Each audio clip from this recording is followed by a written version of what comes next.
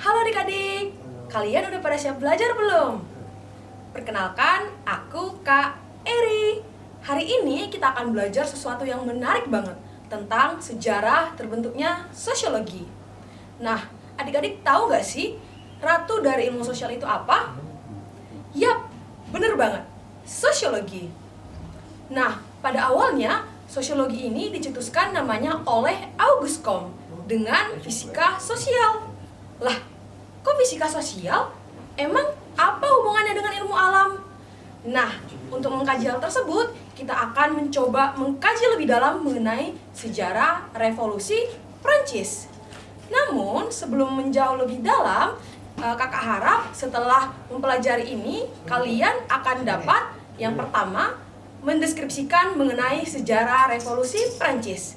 Yang kedua, yaitu bisa menjelaskan mengenai hubungan ataupun dampak dari revolusi Prancis bagi sosiologi.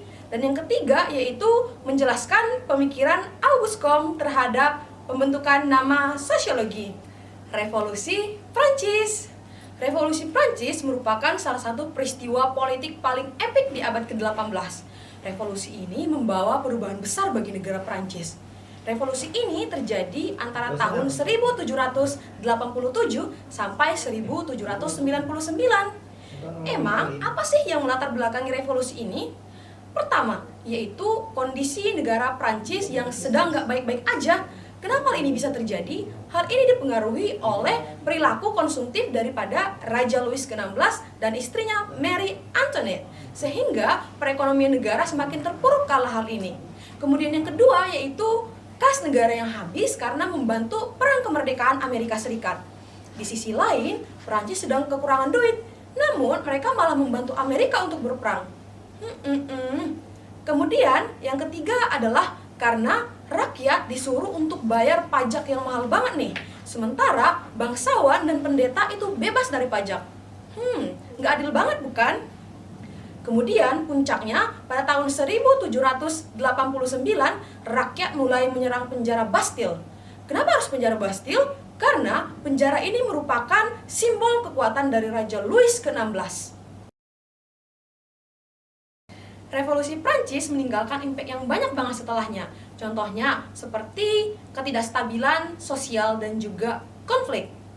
Seorang ilmuwan yang bernama Auguste Comte tertarik untuk membahas hal tersebut. Dia ingin mengkaji masyarakat menggunakan cara-cara yang sistematis dan objektif, seperti ilmuwan melihat fenomena alam.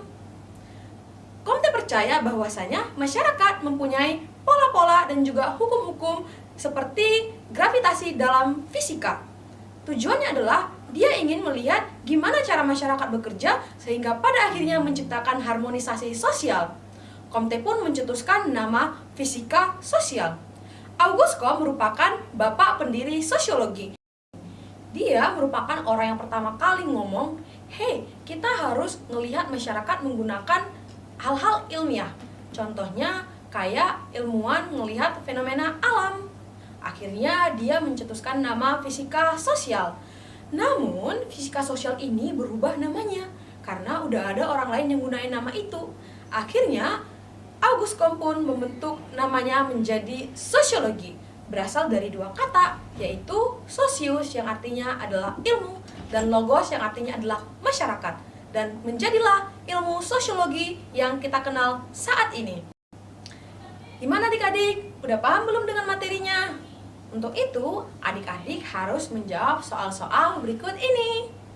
Pertama, peristiwa apakah yang melatar belakangi terbentuknya sosiologi? Yap, bener banget. Revolusi Prancis. Jawabannya adalah B. Pertanyaan kedua, siapakah tokoh yang mencetuskan nama sosiologi?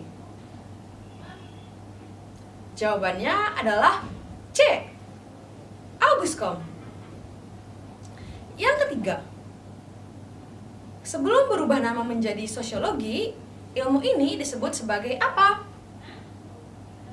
Jawabannya adalah A. Fisika sosial. Gimana? Mudah dan menyenangkan bukan?